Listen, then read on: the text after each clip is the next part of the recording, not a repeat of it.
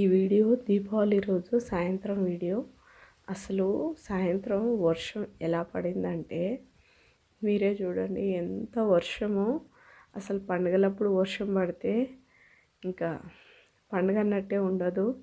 వేసిన ముగ్గు పోయింది. ఇలా పూలతో ఇక్కడ తులసమ్మ దగ్గర డెకరేషన్ అవి చేద్దామని పెట్టినవి అన్ని పూలు తీసుకెళ్ళిపోవాల్సి వచ్చింది. మొత్తం వర్షం పడి అవి వెళ్తున్నాయి అన్నమాట వాటర్లో.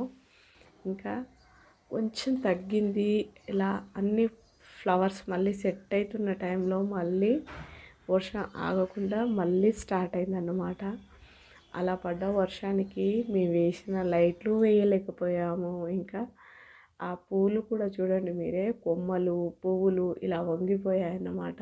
ఇక తప్పదన్నట్టు గడప దగ్గర అమ్మ పాదాలు, ఇంకా రాగి చెంబులో నీళ్ళు ఇలా అన్నీ పెట్టి దండం పెట్టుకొని తులసమ్మ దగ్గర ఇలా దీపం పెట్టి పూజ చేసుకున్నాను.